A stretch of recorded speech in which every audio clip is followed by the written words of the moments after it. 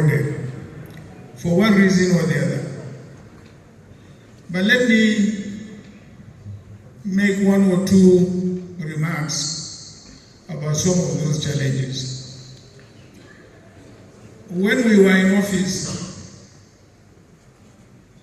Boko Haram erupted first of all in Yobe, not in Borno State.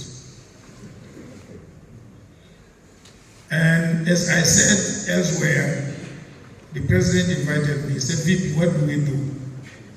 I said, Mr. President, let's invite the service chiefs, give them a deadline. They either put it down or they resign and go.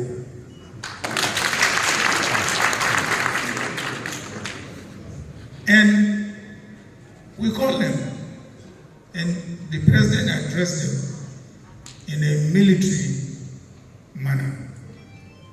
And believe me, within few weeks or months, they put it down. By the time we left, it was down. It was out, completely stopped down. But after we left, it resurfaced. Again, I read in a United Nations report that Nigeria was terribly under-policed. I went to him and said, Mr. President, I read a United Nations report and Nigeria is terribly under-policed. He said, what do we do? I said, well, we have many police colleges that have been closed across the states. We should reopen them and hire as many policemen as possible. And we did that. And then it came to the issue of procurement of the equipment for the police, from arms and ammunition and so on and so forth. I said, Mr. President, let's call the police. Let them tell us where do they procure these items, which countries. And the police gave us the countries. I said, let's call the ambassadors of those countries and deal directly with them. Let them produce those equipment we need within a record time, which they did. We didn't go through contract system because contract procedure was cumbersome. This was how we left. We still have a deficit. Today, we have 340,000 policemen in a population of 240 million. Tell me how they can police you effectively.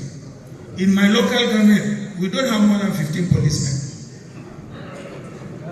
We don't have more than 15. And most local governments are like that. Egypt, with almost 100 million population, has police alone, not armed forces, police alone, 1 million police people on this place. How can we have peace? These are some of the challenges that we have to face squarely. If we don't face those challenges squarely, and let's come also to the issue of education.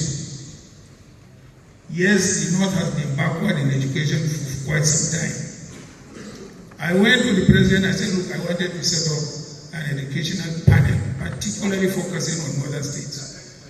And we set up a panel under Professor Adamu Paiki of the Ahmadu Bello University, a renowned international economist.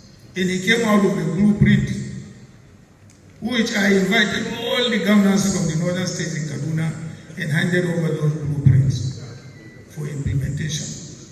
Not only that, we passed UPE, Universal Basic Education, compulsory, and we made education compulsory for every Nigerian child from primary up to secondary school, compulsory free. We impose education tax, we collect this tax, we pass this tax to the states. I nearly shed my tears when I last visited President Muhammadu Buhari in Daura. I landed at Katsina Airport. From Katsina Airport up to Daura, hordes of Almajiris, 20, 50, 30. This is the home of the foremost Katsina College, where all our First Republic leaders went to. Today is the home of Almajiris in 20s, in 30s, in 40s, till I went to Daura. And from Daura till I came back to the airport, the same. Ladies and gentlemen, these are very serious issues. These issues not only about ourselves, but about our children and grandchildren. It is about our children and grandchildren. Like I used to tell my children, I said, look, I have lived my life. Thank God. But it is about you and about their kids. We better face these challenges seriously, patriotically, not a question of self-enrichment. No.